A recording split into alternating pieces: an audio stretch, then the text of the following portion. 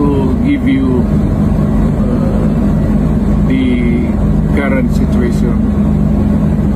I am about to land sa Hague. Galing ako Dubai. Stopover for it's a long haul, it's a long flight. Okay ako. Doon na touring. And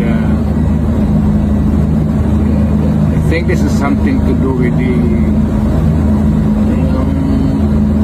law and order noon.